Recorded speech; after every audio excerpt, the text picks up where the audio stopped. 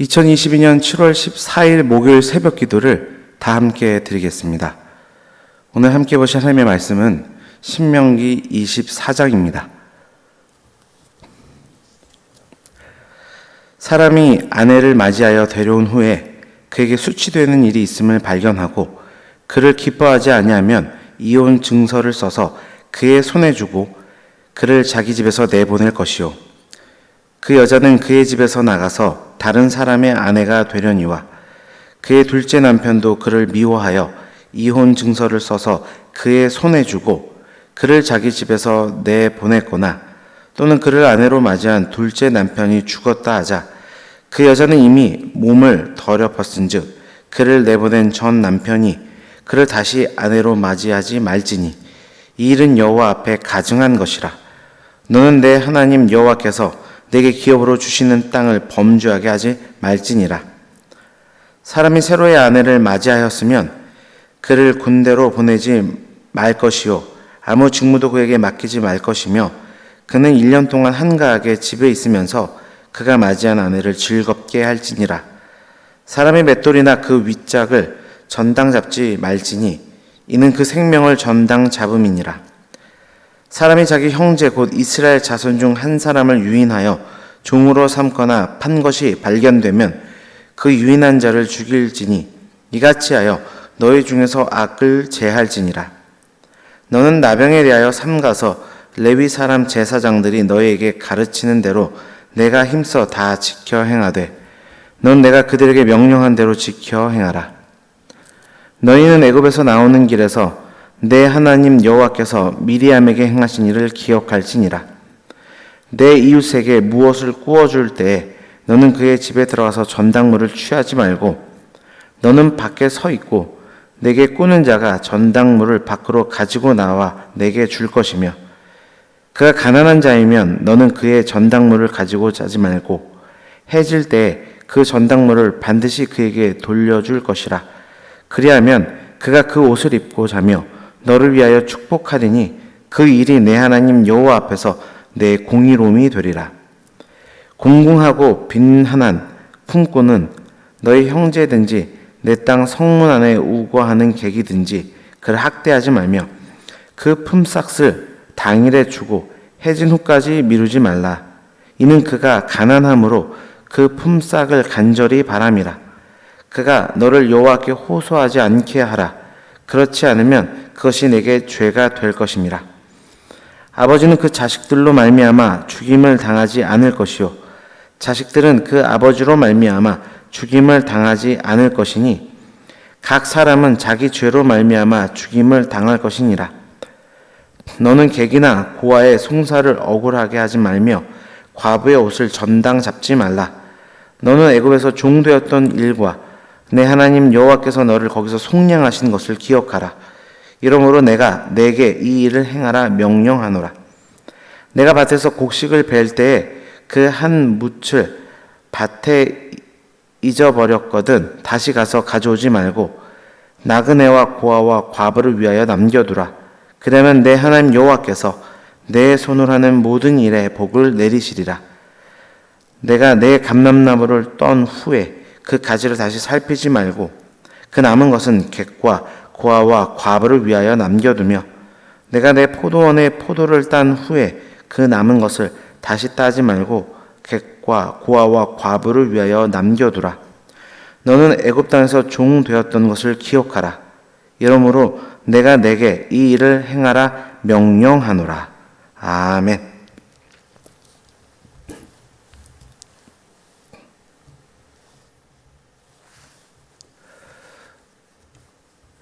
오늘 주신 신명기 24장의 말씀을 통해서 사회적 약자를 보호하는 땅이라는 제목으로 하나님 말씀을 증거하겠습니다. 신명기 24장은 사회적 약자를 보호하기 위한 규례에 대해 다루고 있습니다. 하나님께서 약자들에 대해서 얼마나 큰 관심을 가지고 계시는지, 또한 그분의 자녀인 우리가 자신이 하나님께서 허락하신 약속의 땅에서 그들에게 얼마나 관심을 갖고 애정을 가지고 돌봐야 하는지에 대해서 오늘 본문은 우리에게 말씀하고 있습니다. 여러 대상과 여러 상황들이 나열되어 있는데 크게 세 가지 명령으로 정리해 볼 수 있겠습니다. 첫째, 지키라 말씀하십니다. 1절에서 5절은 가정을 지키고 돌봐야 함에 대해 말씀하고 있습니다. 신명기 24장 1절입니다. 사람이 아내를 맞이하여 데려온 후에 그에게 수치되는 일이 있음을 발견하고 그를 기뻐하지 아니하면 이혼 증서를 써서 그의 손에 주고 그를 자기 집에서 내보낼 것이요. 언뜻 보면 이 구절이 이혼을 정당화하는 듯한 인상을 줍니다. 실제로 예수님 당시 율법주의자들은 이 본문을 편의대로 해석해서 자신들이 행하는 이혼을 정당화하기도 했습니다. 그러나 이 말씀은 결코 이혼을 정당화하기 위한 말씀이 아닙니다. 여성의 지위가 낮았던 고대 시대에는 아내가 수치되는 일을 행했다고 누명을 씌워서 가정에서 내쫓는 일들이 쉽게 행해졌었습니다. 그렇게 쫓겨난 여인은 공동체로부터 손가락질을 당하고 경제적 어려움을 겪게 되면서 생존 자체가 힘들어지는 일들을 겪곤 했습니다. 그런 폐단에 의해서 사회적 약자인 여성들이 피해를 보지 않도록 이혼 증서를 써주도록 한 것입니다. 먼저는 무엇이 수치되는 일인지를 명백하게 밝히고 이혼 증서를 써서 자신의 행위를 증인들 앞에서 엄숙히 선언하고 내보내도록 한 것입니다. 그러니까 인도적 차원의 최소한의 보호 장치였던 것이죠. 그렇게 이혼 증서를 받고 나간 여성은 어떻게 됩니까? 다시 결혼할 수 있는 자유가 그에게 주어졌습니다. 그런데 또 만약에 이혼한 남자가 새로 결혼했는데 두 번째 아내가 이전에 있었던 아내보다 더 좋지 않다고 여겨져서 다시 이혼하고 첫 번째 아내와 재혼하려고 하는 것은 하지 못하도록 또 하나님께서는 명령하셨습니다. 그렇게 이혼뿐만 아니라 재혼 역시도 일방적인 남성의 결정에 의해서 함부로 진행되지 못하도록 그렇게 가정을 지키도록 하나님께서는 이러한 규례를 주신 것입니다. 그렇게 가정이 지켜져야 사회적 약자를 만들지 않고 보호할 수 있다는 것을 하나님께서는 말씀하신 것입니다. 주 안에 사랑하는 성도 여러분, 우리에게 허락하신 가정을 잘 지키는 것, 그것이 이 땅에서 하나님의 뜻을 이루어가는 길입니다. 마태복음 19장 6절 말씀입니다. 그런즉 이제 둘이 아니요 한 몸이니 그러므로 하나님이 짝지어 주신 것을 사람이 나누지 못할지니라 하시니. 아멘. 여러분, 이 말씀을 기억하여서 어떠한 어려움 속에서도 늘 하나님께서 짝지어 주신 부부, 또 그를 통하여 만들어진 가정이 얼마나 소중한지를 기억하며 그리스도의 사랑을 나타내는 우리 모두가 되기를 주님의 이름으로 축원합니다.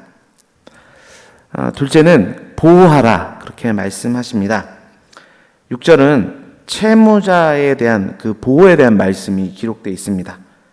그가 아무리 채무자라 할지라도 생계 유지의 수단인 맷돌을 담보로 잡지는 말라 말씀합니다.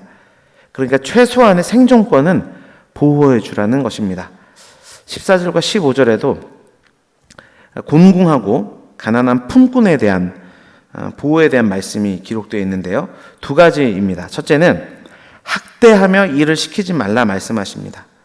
또한 품삯을 미루는 일을 하지 말라 말씀하고 계세요. 고용인은 고용주를 위해 성심성의껏 일을 해야 합니다. 반대로 고용주는 고용인에 대한 정당한 대가를 지불해야 합니다. 무엇보다 임금을 제때 주는 것을 우선적 가치로 여겨야 합니다. 만약 줄 수 있는 능력이 없다면 자유롭게 다른 생계의 수단을 찾아 나설 수 있도록 배려해주고 도와주어야 합니다. 그렇게 생존권을 보호해 주어야 한다 말씀합니다. 또 16절을 보면 하나님은 연좌제로 인한 사형을 금지하셨습니다. 개인의 책임을 아무런 죄가 없는 가족에게까지 지도록 하면 안 된다고 말씀하십니다. 결국 연좌제 금지 명령이라고 하는 것은 일반화에 의해서 아무런 죄도 없는 개인이 희생되는 것을 막기 위한 규례입니다. 특별히 일반화라고 하는 것은 사실 물질 세계를 탐구함에 있어서 또 발전시키는 데 있어서 매우 필요한 원리입니다. 그러나 다소 복잡한 관계 속에서 무분별하게 적용하게 되면 인간 관계는 힘들어지고 그로 인해 공동체는 병들게 됩니다. 더군다나 권력을 가진 자가 자신의 기반을 강화하기 위해서 이 지역 사람들은 이렇다, 저 학교 출신은 저렇다와 같은 그렇게 선전하는 일반화는 더 파급력이 커서 지역 사회나 국가를 병들게 하는 것입니다. 이러한 지나친 일반화 원리로 사람들을 억압하거나 어떤 개인의 권력을 강화하려는 시도들은 하나님이 통치하고 다스리는 땅에서는 이루어져서는 안 되는 일입니다. 그것은 하나님이 원치 않은 방식이기 때문입니다. 그렇게 하나님은 자신의 통치가 이루어지는 땅에서 개인의 생존권이 보호되도록 명령하셨습니다. 교회인 우리는 무엇보다 이것에 관심을 갖고 그분의 사랑으로 실천하는 삶을 살아나가야 될 줄 믿습니다. 마지막으로 오늘 본문은 약자를 보호할 뿐만 아니라 적극적인 차원에서 베풀라 그렇게 말씀하고 있습니다.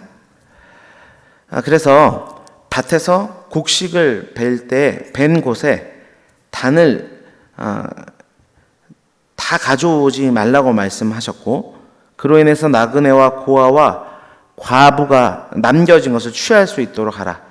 또 그렇게 했을 때 하나님께서 복을 내리시겠다 약속하십니다. 또한 감람나무나 포도를 한번 수확한 후에 열매가 남으면 다시 가서 살피지 말고 남겨두어서 객과 고아와 과부가 가지도록 명령하셨습니다. 특별히 22절은 왜 이렇게 가난한 자들에 대한 규례를 세웠는지에 대해서 말씀하고 있습니다. 25절 말씀입니다. 신명기 24장 25절 말씀입니다. 너는 애굽 땅에서 종되었던 것을 기억하라. 이러므로 내가 내게 이 일을 행하라 명령하노라. 우리가 이렇게 행해야 하는 것은 은혜를 받기 위한 것이 아니라 은혜를 이미 받은 자로서 은혜를 베풀라는 것입니다. 다시 말해 율법 지킴으로 하나님의 백성이 되는 것이 아니라 은혜로 하나님의 백성이 되었기에 마땅히 감사하며 율법을 지키라는 것입니다. 오늘 본문에 드러난 약자를 향한 하나님의 관심과 사랑은 마땅히 그리스도인의 삶과 공동체를 통해 세상에 적극적으로 드러나야 합니다. 우리는 이러한 구체적 명령 하나하나를 살피면서 우리의 가정과 직장, 교회를 통해서 어떻게 하나님의 뜻이 드러날 수 있는지를 고민해야 하고 실천해야 될 줄 믿습니다. 뿐만 아니라 이 모든 명령들 가운데 주어진 하나님의 약속 또한 잊지 않아야 하겠습니다. 이 말씀대로 살면 당장 손해보는 것 같이 느껴질 수 있지만 하나님께서는 이 모든 것을 기억하시고 그런 섬김과 수고를 의롭다 여겨주시며 복을 주시는 분인 걸 믿습니다. 그렇게 오늘 말씀을 따라 사회적 약자를 보호하며 하나님 나라를 이루어가는 우리 모두 되기를 주님의 이름으로 축원합니다. 기도하겠습니다. 하나님 아버지 감사합니다. 오늘도 신명기 24장의 말씀을 통하여 이 땅에 사회적 약자들을 보호하며 살아갈 우리의 의무가 무엇인지를 발견케 하시니 감사합니다. 하나님 우리에게 지키라 명령하셨습니다. 무엇보다 가정 공동체를 잘 지키도록 하여 주시어서 아버지 그 공동체가 지켜지는 것이 사회적 약자를 만들어내지 않는 방법이다 말씀하셨사오니 무엇보다도 하나님께서 짝지어 주시고 완성하신 그 가정을 아버지 귀히 여기며 그리스도의 사랑으로 잘 지켜나갈 수 있는 우리 모두가 되도록 주장하여 주옵소서. 또한 우리에게 보호하라 명령하셨사오니 사회적 약자들의 최소한의 생존권을 보호하며 그들의 삶을 아버지가 영위해 나감에 있어서 교회로서 우리가 무엇을 할 수 있는지를 고민할 수 있는 우리가 되도록 주장하여 주옵소서.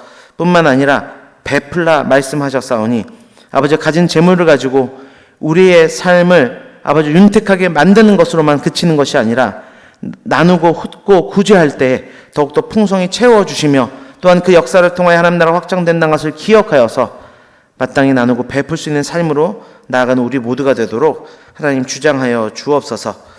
올해 우리 교회에게 주신 기원을 붙들고 늘 기도합니다. 모이기를 힘쓰는 교회로 소망으로 격려하며 습관 따라 모이는 교회가 되게 하여 주시어서 모일 때마다 하나님의 은혜로 충만하게 채워지게 도와주시고 흩어지면서는 지역사회와 온 열방을 향하여 하나님의 복음을 증거하고 구제하며 선교하는 놀라운 일들을 감당할 수 있도록 주장하여 주옵소서.